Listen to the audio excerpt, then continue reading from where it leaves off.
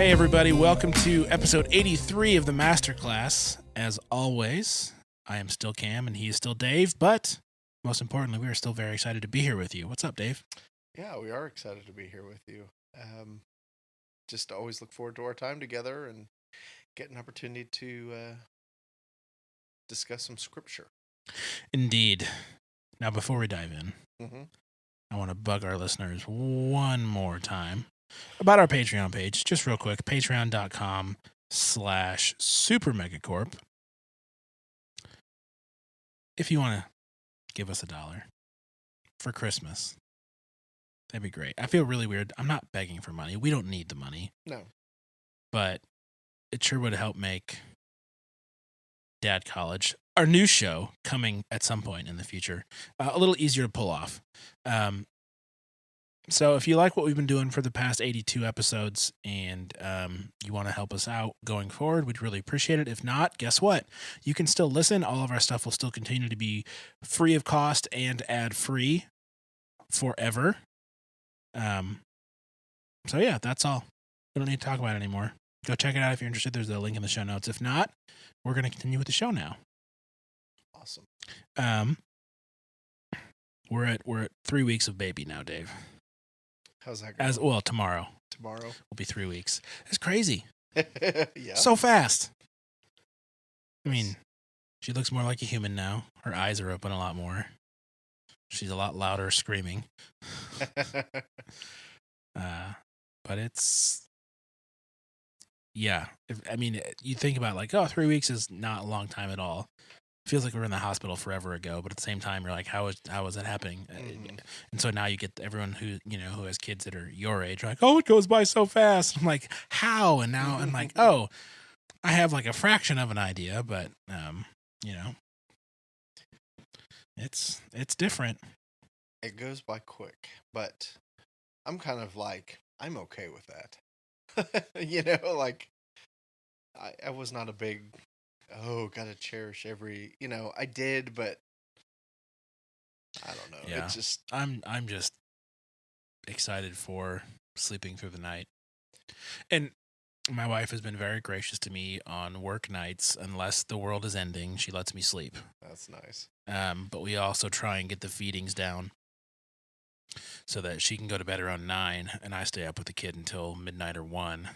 Do a feeding then, and then that way there's only really one feeding between then and waking up. So I get like 6 or 7 hours, which is, I call that a win with a 3-week-old. Yes. But it is an interesting, it's an interesting thing having a kid. It is. Like I think we talked about last week how it just all kind of felt normal. Was that? Did we talk about that here? I don't know. I don't know if it's here or not. I don't remember. And well, thanks, Dave. Jeez. No, but just like the concept that like you have this little person that can do nothing for themselves other than like poke themselves in the eye with their hands because they can't control them yet. And they just like send you home from the hospital. Good luck, little pat on the back, and it is very, very interesting, and it's amazing how unprepared you feel, and then you realize like that you can actually do it. Yeah. I mean, it's like people tell you all these stories, and you get home, and you're like, okay, feed it, let it sleep, and comfort it. You're gonna be fine. Mm-hmm. So I don't know. I think it'll be a lot different once she starts talking and her personality comes through and she starts telling me no. And then I have to break her. But I'm just now reminded of almost exactly 20 years ago. It was Christmas when Caroline was a newborn. We were in a 1-bedroom apartment with her, and she had been sleeping with us in a bassinet in the bedroom. We were making the transition to her sleeping away from us, kind of a thing. And so we were sleeping in the living room on our hide-a-bed sofa, and she was in the bedroom in the bassinet. And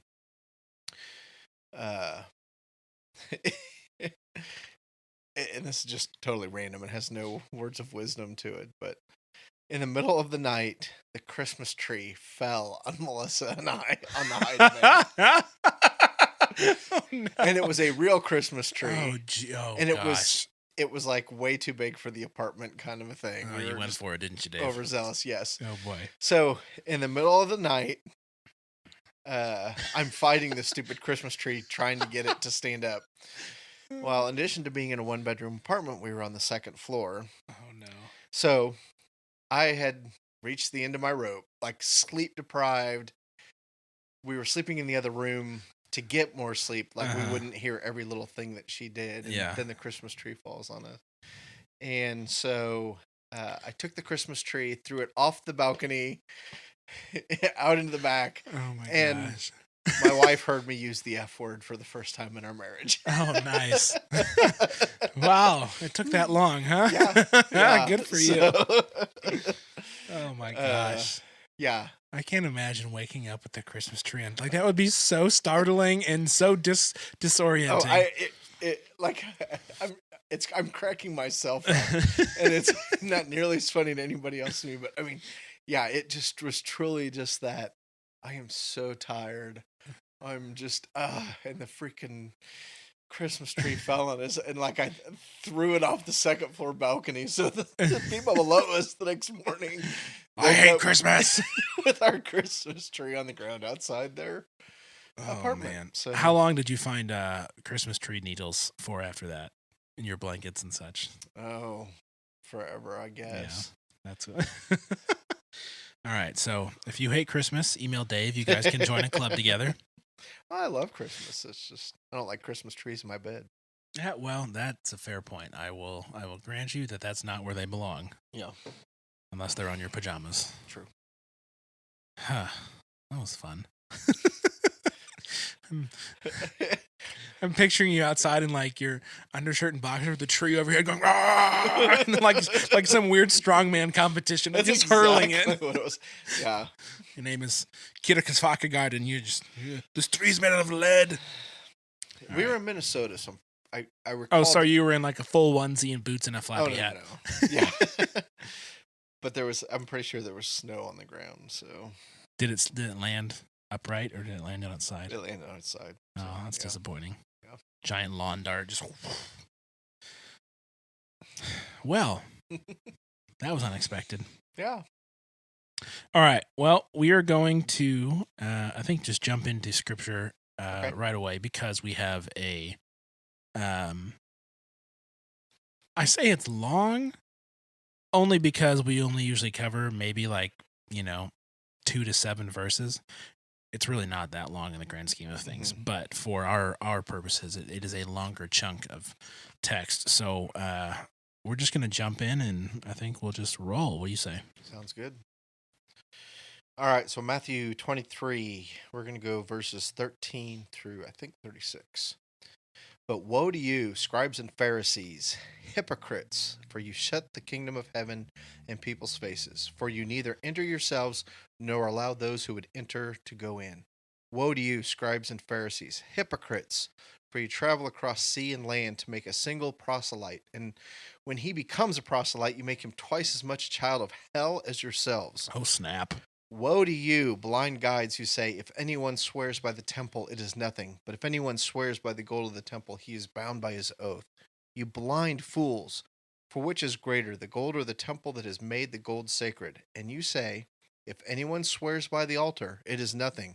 But if anyone swears by the gift that is on the altar, he is bound by his oath. You blind men, for which is greater, the gift or the altar that makes the gift sacred? So whoever swears by the altar swears by it and everything on it. And whoever swears by the temple swears by it and by him who dwells in it. And whoever swears by heaven swears by the throne of God and by him who sits upon it.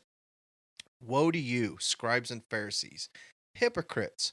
For you tithe mint and dill and cumin and have neglected the weightier matters of the law, justice and mercy and faithfulness.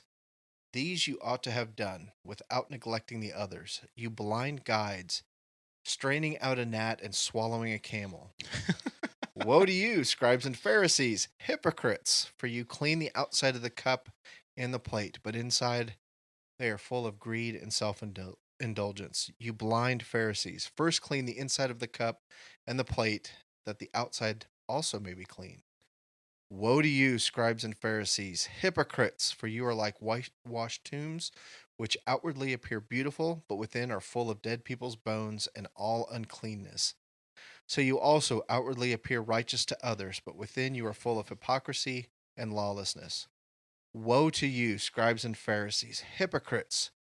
For you build the tombs of the prophets and decorate the monuments of the righteous, saying, if we had lived in the days of our fathers, we would not have taken part with them in shedding the blood of the prophets. Thus you witness against yourself that you are sons of those who murder the prophets. Fill up, then, the measure of your fathers, you serpents, you brood of vipers. How are you to escape being sentenced to hell? Therefore, I send you prophets and wise men and scribes, some of whom you will kill and crucify, and some you will flog in your synagogues and persecute from town to town, so that on you may come all the righteous blood shed on earth, from the blood of righteous Abel to the blood of Zechariah, to the son of Barachiah, Barakiah, Barakiah? Barakiah, Barack Obama? Barack Obama, whom you murder between the sanctuary and the altar. Truly I say to you, all these things will come upon this generation. All right. Oof. Take a deep breath, get a drink of water. Yeah, no kidding. So I did just recently hear this, and I can't remember what book I was listening to. And I think it was probably Dallas Willard, Divine Conspiracy. That term hypocrites, Jesus is kind of the first one to use that word. How Shakespearean of him. And for us to use it today, yeah. So I did not know that.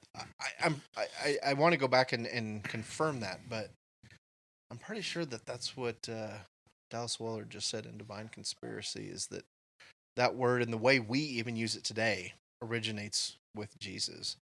So I can confirm that. We can confirm that. Very cool. So yeah, that term hypocrite, definitely a theme here in what you read. Yes. Almost a recurring refrain in his barrage of the scribes and the Pharisees. His barrage of telling them every single way that they are doing it wrong. And I think when you think of Jesus getting angry or getting kind of like that righteous, zealous standing up, you think of like him making the whip and clearing the temple and flipping the tables and everything. You don't necessarily think about this passage. At least I don't. No, I don't want to put words in anyone's mouths or brains, but this for me is not the first thing I think about when I think of Jesus getting hulked up, as it were. Yeah. And now I'm picturing Jesus in a Hulkamania bandana, and that's totally a t-shirt I want.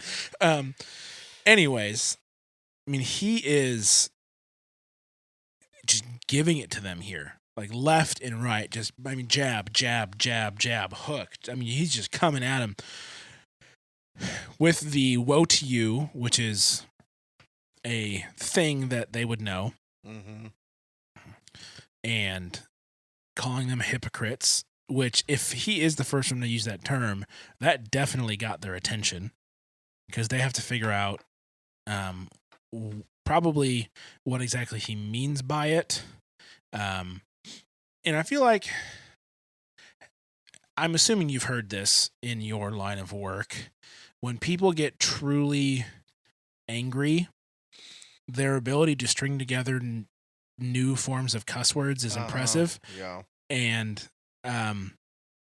when you hear someone string together an insult that you've never heard before, because that's how angry they are, that gets your attention. Yeah.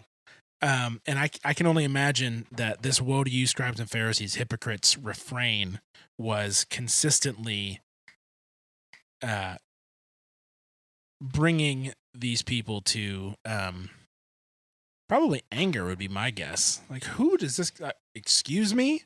Who is, I mean, especially because he just talked about them not calling themselves rabbis, because there's only one true rabbi, and he's calling these people to the carpet. And let me try and make some semblance of sense out of this. But his consistent and almost like regular rhythm of attack here, Woe to you, you hypocrites, here's why. Woe to you, you hypocrites, here's another reason. Here's another reason. Here's another reason. Here's another reason. And each reason that he gives is just another glimpse into the hollow, fake, self-righteous lives that they're living. Mm-hmm. And, I mean, one or two shots they can probably handle without getting too flustered. But this is, 1, 2, 3, 4, 5, 6 woe to you hypocrites. And each of those is like increasingly more brutal. Yeah. Yep. And this gets me pumped up, Yeah. Yeah, and the word is derived from the Greek term for actor, literally one who wears a mask. And Jesus was the first one to use that as an actual sort of like, not just an character actor who flaw, wears a mask, but it's a sin, yeah. So, what's that Greek word just for the show notes? You can butcher the pronunciation. That's fine. No, I won't judge you. I closed the window that I had on it. Yeah, I don't have it. Sorry. No, that's all right. I'm trying to think of a funny word for it to be, but I can't think of one. All right. So, first woe says, "You shut the kingdom of heaven in people's faces, for you neither enter yourselves nor allow those who would enter to go in." Oh, I missed one. Here's another one. "Woe to you, scribes and Pharisees, hypocrites! For you travel across the sea and land to make a single proselyte." What's a proselyte, Dave? It is a new convert, somebody that comes to a new belief. So yeah, I think it's a recent conversion usually. A fancy word for a noob. Ponin proselytes doesn't really have the same ring to it as Ponin noobs, does it? No, not really. Anyways, so, and when that person becomes a proselyte, you make them twice as much child of hell as yourselves. Okay, time out. That's a pretty big shot across the bow right there, right? So not only are you shutting people off from heaven, like their very presence and their very actions shut the kingdom of heaven in the faces of the people that they are trying to proselytize. So their very efforts to teach the law, the prophets, to these people, to convert them to be part of the people of God, which I find interesting because these scribes and Pharisees didn't want anything to do with non-Jews. Correct? Yeah. I had that same wondering. Nothing profound, but so I suppose there are people that, I mean, just like there are today, that are ethnically and genetically Jewish, part of that lineage of David, right? Yep. That are not part of the kingdom of God based on their beliefs. And so I would assume that there are similar people in Israel that are, are Jews by descendancy, but not by faith. Mm-hmm. So perhaps that's who they're trying to reach. Because I think it'd be foolish to assume that everyone who lived in Israel was a believer. Right. Yeah. Otherwise, the scribes and the Pharisees wouldn't really have a job other than teaching on, at the temple. Yeah, and that was the only other thing I thought of was maybe they were focusing on Jewish people who weren't so stringent followers, and they were basically converting them to being a Pharisee versus just a Jew. So it says, "You shut the kingdom of heaven in their faces, for you neither enter yourselves nor allow those who would enter to go in." So essentially, his first statement in this argument is that essentially all of your efforts are a complete waste because you are not going into the kingdom of heaven yourselves, and everything that you do is actively preventing the people that you are proselytizing from doing what you claim they should be doing, which is a bold statement. Yeah. Well, And to paraphrase C.S. Lewis, it's damned nonsense, and not just using damned in terms of a cuss word, but in the definition of the words. You are damning yourself to hell. I mean, it's not just a waste of time. That's a fair point. Has eternal significance. Definitely.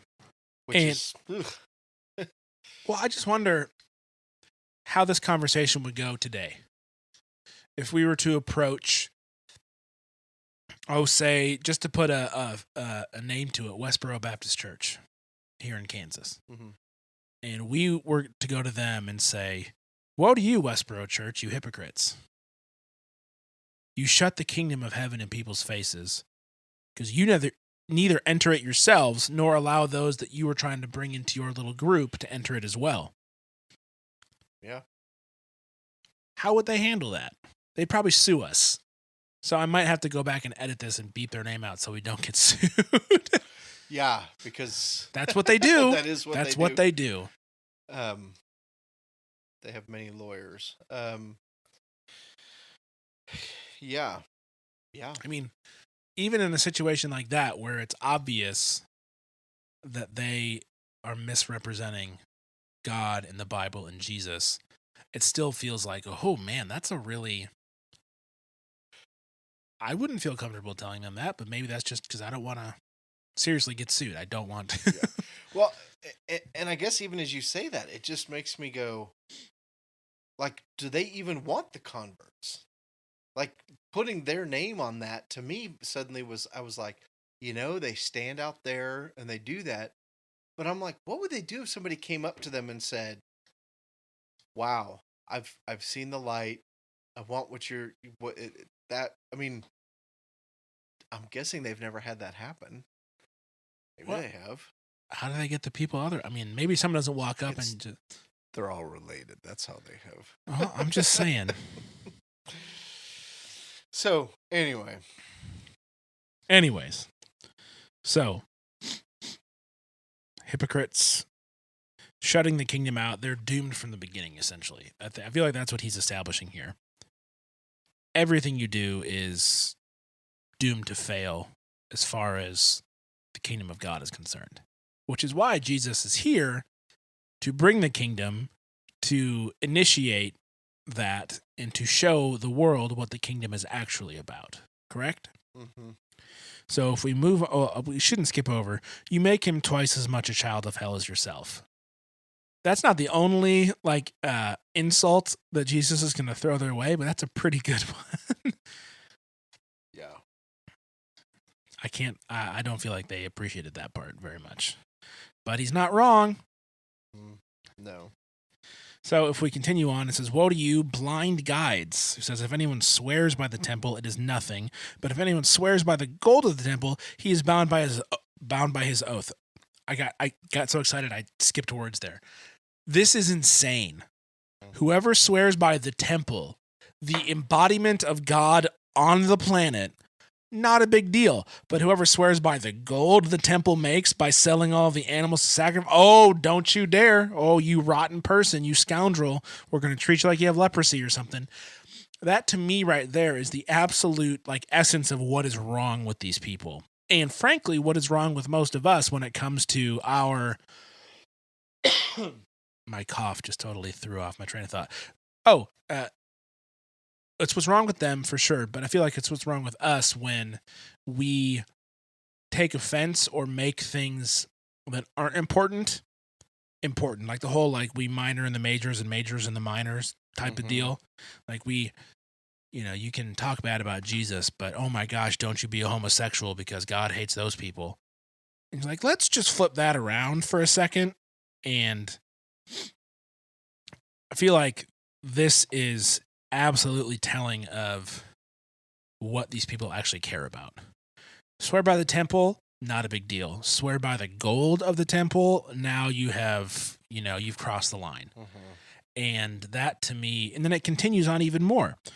Which is greater, the gold or the temple that has made the gold sacred? Obviously the temple. If anyone swears by the altar, it is nothing. The thing that we offer things to God on. The one thing on the entire planet where we make our sacrifices to God to show him, his due place in our lives, but if anyone swears by the gift that is on the altar, his oath is bound.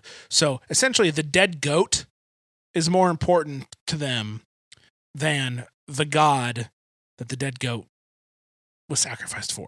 Mm-hmm. And if you fast forward that into New Testament times, what's more important? The dead guy on the cross? Yeah. Or the God that dead guy was sacrificed for? And I feel like I said that wrong, because obviously Jesus is very important. So perhaps it is, what is more important, the actual cross, the piece of wood, or the sacrifice that was... now I'm all caught up in my brain now, Dave. Well, I got really excited, and I feel like I messed that up. You know, the cross has become a symbol throughout time. You know, think about people that wear it around their neck. Well, I have thoughts about that. So I think that's kind of that same. I think that's where the parallel is. What was it, the cross, or was it the person who was on the cross? Well, that's why. And does a cross even really look like a cross?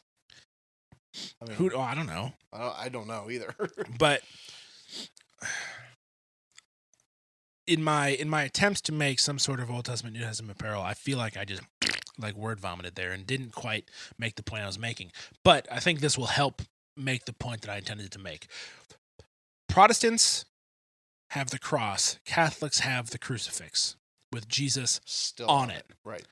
And that, to me, is a big difference. I very much more... That's not even English. Oh, my gosh. The crucifix, to me, is more meaningful than the cross is. Because he didn't even have to raise from the dead. The work was done on the cross. Right. It is finished. The work was done on the cross. We focus on the resurrection. Mm-hmm. We don't focus on... So that's why you don't like the crucifix? Help me. Oh, no, I don't. No. Okay, no, help me understand where you're going with this, because... When I was talking about the cross? Yeah. Well, I just think it's become an empty symbol to a lot of people. Oh, for sure. That's really all I was saying is we're putting emphasis on this, the cross, and I think it was the act on the cross. Gotcha. Versus it was who died on the cross and why he died. And again, it's very, very in-depth discussion here, but I guess I do wholeheartedly believe that Christ on the cross is what matters. And I think there's a reason why he said it is finished on the cross. Mm-hmm. Now, I do believe that him raising from the dead clearly has significance, but ultimately the work was done on the cross. And so I guess there is that element of, I do agree that a crucifix is different than a cross. And when it's all said and done, I would really kind of prefer to have neither. Fair point. Because... But what would we decorate our churches with, Dave? Because as Christians, or as human... Maybe I shouldn't say Christians. As human beings, we tend to focus on... We need that tangible piece to represent... The symbol becomes more important than the act or meaning behind it. Which I think is what the Pharisee, or what Jesus is getting at here. Exactly. Is it's not the symbol of the lamb or the goat or the cow or the dove on the altar. It is what the altar represents and means that is more important, right? It's not what the gold in the temple represents, which is just so messed up. It's what the temple represents, the very presence of God with his people, the place where he comes to commune with his people. That is important. And so, yeah. Whew. Well, now I'm confused, because I was going to go get a crucifix necklace, and now I don't know if I should, Dave. I don't know. Yeah, I think that's between the individual believer and God. But I don't... Yeah. I don't think there's inherent worth in the symbols. I don't know if there's any correlation in this or not, but often as we're discussing, I think of movies and things that happen in movies, and uh, at this particular moment, I'm reminded of Indiana Jones Mm-hmm. and the Lost Ark. Raiders of the Lost Ark. Raiders of the Lost Ark. Thank you. Yes, the Oakland Raiders of the Lost Ark. The Yes. Raiders of the Lost Ark, and basically they're looking to choose um, the Holy Grail, which is the cup that Jesus drank from. And the first guy kind of chooses the fancy Uh-huh. goblet of a king, and the Knights Templar that's been alive for 500 years, and there's like, you chose poorly. And then Indy, in his wisdom of being an archaeologist, chooses the cup of a carpenter because Jesus was a carpenter, and the Knights Templar tells him that he chose wisely. And again, as cheesy as that analogy is, for the, kind of leading up to this and even at this point, it's just that idea of Jesus is turning things upside down on its head of what they expect it to be. And again, to me, this is just about Jesus going, guys, you're not getting it. It's not about the gold. It's not about what's on the altar. It's about the temple. It's about who the God is that we serve. And man, we still do it today. We still just have that list of do's and don'ts of what Christians are supposed to do and not supposed to do. And clearly it's a symptom of fallen human nature. I mean, it's who we are since sin has entered into this world, and we tend to just get focused on the wrong thing. So, well, it's interesting that you bring that up. Sorry to cut you off. No, you're fine. This idea that people want to be free and have freedom and all this stuff, but at the same time, we want this list of what I can and can't do. Mm-hmm. And whatever your worldview or values are, there is inherently built into that a list of things that are right or wrong, and depending on your worldview, that list changes, right? But it's this dichotomy might not be the right word of we want to be free, we don't want anyone to be in charge of us, yet we kind of long for that structure at the same time of tell me how to be. Mm-hmm. But let me choose who tells me how to be, right? Because so many people, I assume, their biggest issue with Christianity is that someone is telling them how to live their life. It's not with, oh, God doesn't exist because science, or this whole world is. And there are certainly people that feel that way, but I feel like a majority of people, based on what I've read, what I've seen, conversations I've had, just in my experiences growing up, a majority of people aren't necessarily against the idea that God could exist.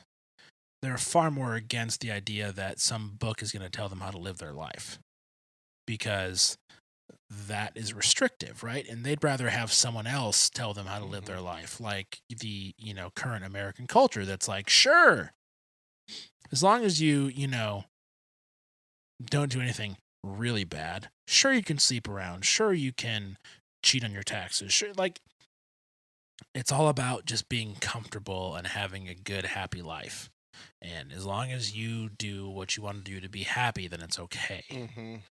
And that's a far more lax set of rules, but there are still rules and rights and wrongs, right? Like, you still don't kill people.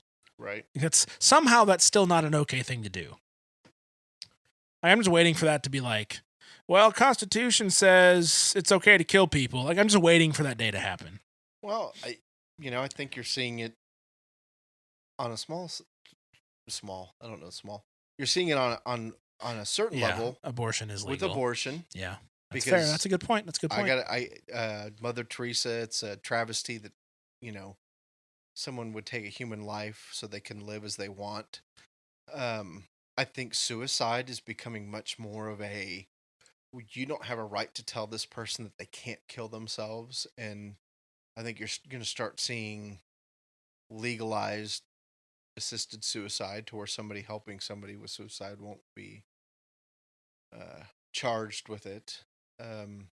Yeah, I, that one's messy. I do think life, the sanctity of Mm-hmm. life is not.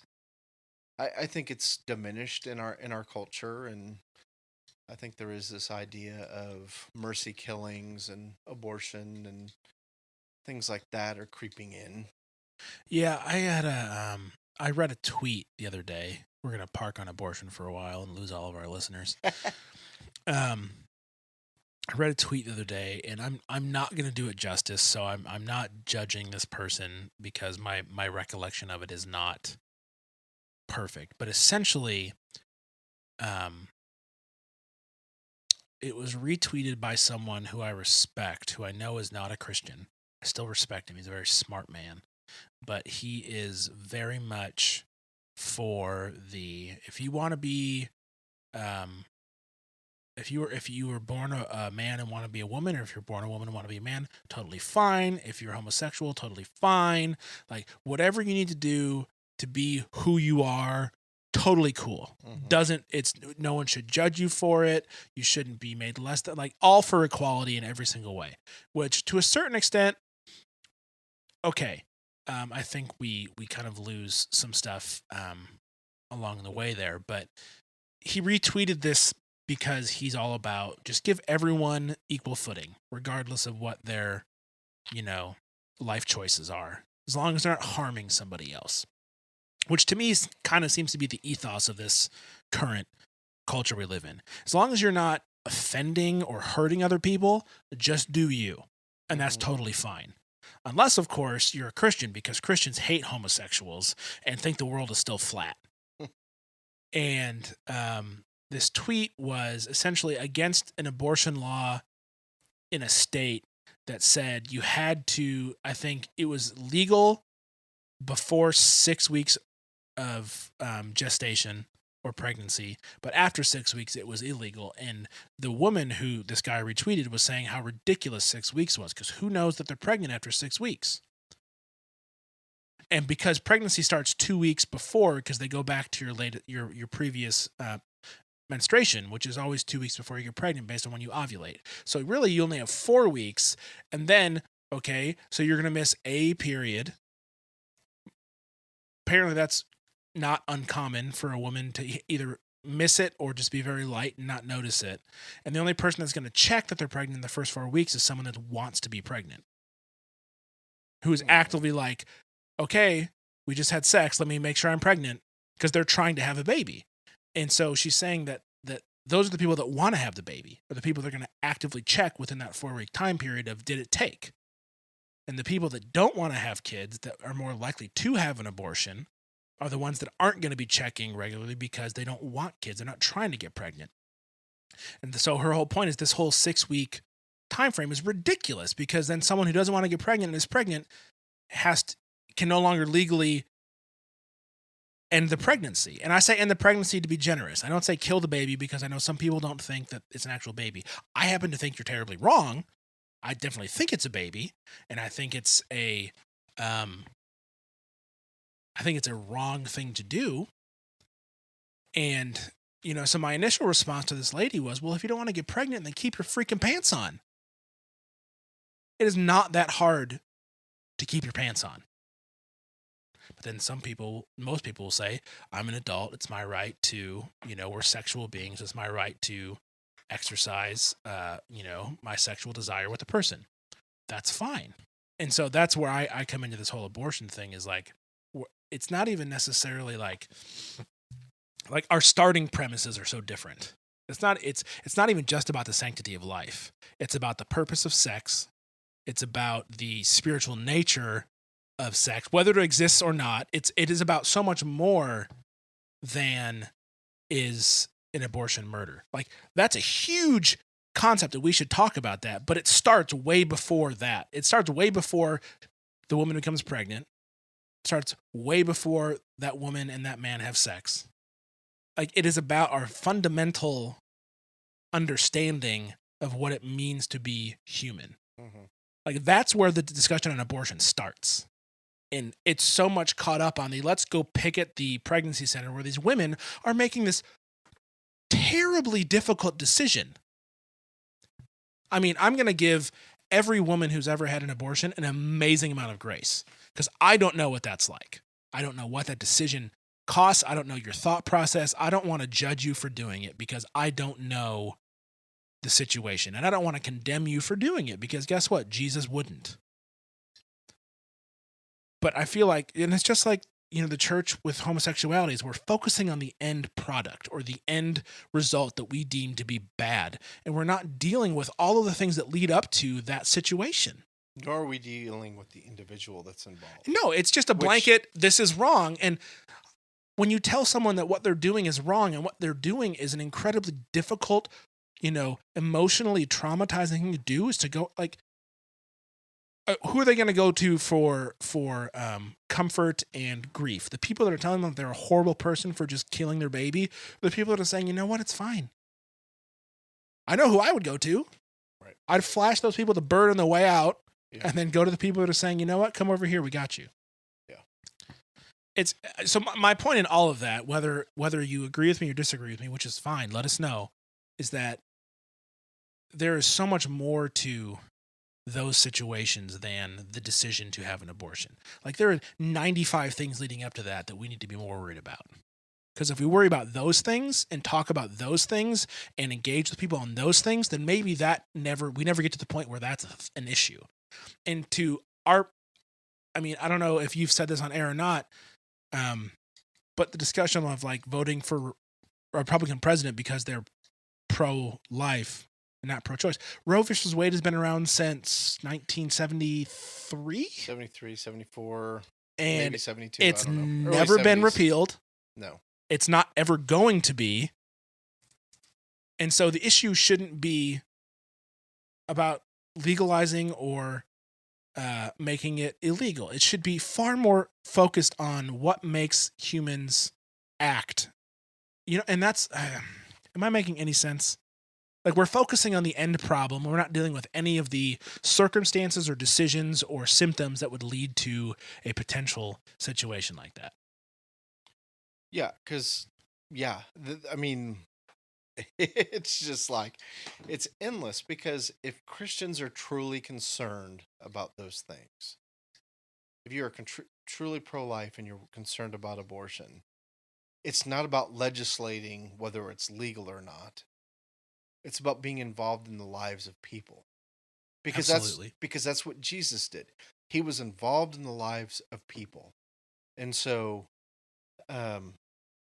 you know, if you are truly concerned about abortion, and that is a major issue for you, I would say then find a way for that to have practical application in your life. And I think on one end of the spectrum, that means adoption, being foster parents, doing something like that. On the other end of the spectrum, it's as, I say the word simple, as giving money to organizations that help unwed mothers. And then there's an infinite number of things between those two spectrums that you can do.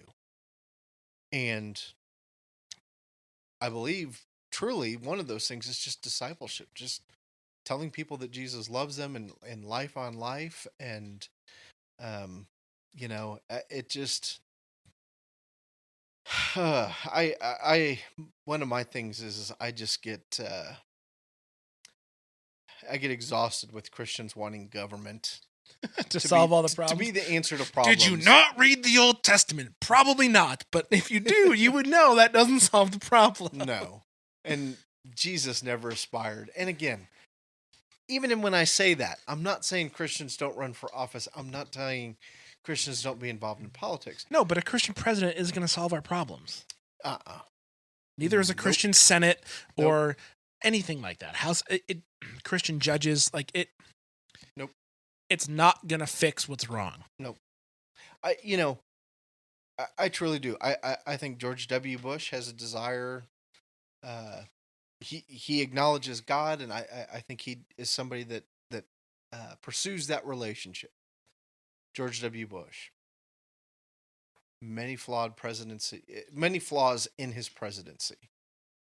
It's just we're human beings. I mean, King David, man after God's own heart, who was the leader of the Hebrew nation,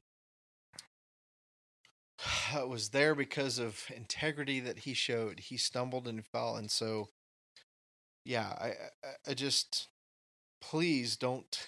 I don't want to preach. Personally, I'm just convicted of people are not the answer. Christians aren't the answer. Christ is the answer. And yeah, I just spend some time with Life on Life. Think about where it is that you spend your money, where your resources go.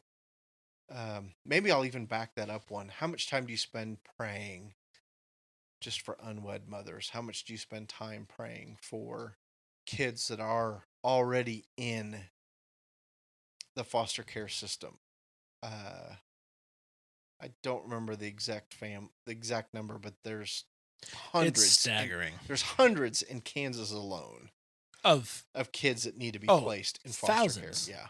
I mean, in a place like Kansas, where outside of Johnson County, the density of people is very low. Yeah.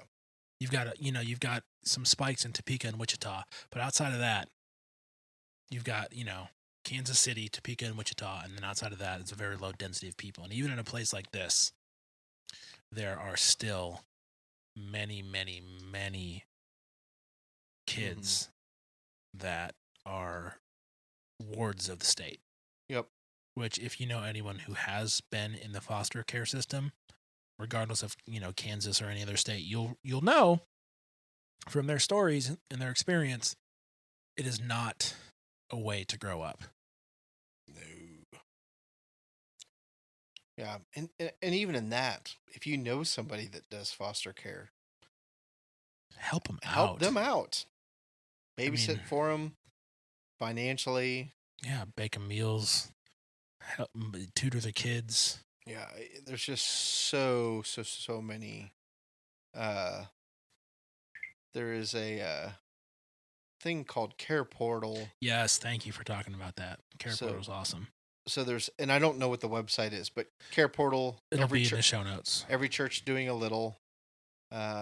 Basically, they kind of put out, we have a need for this, and then there's an opportunity to help fill that need. And so it could be, we need diapers, we need cribs, whatever it is. And I believe you sign up for an email.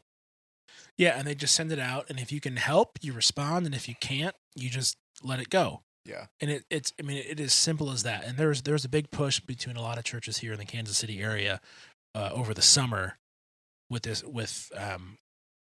bringing to light the foster care system and situation and reality and adoption.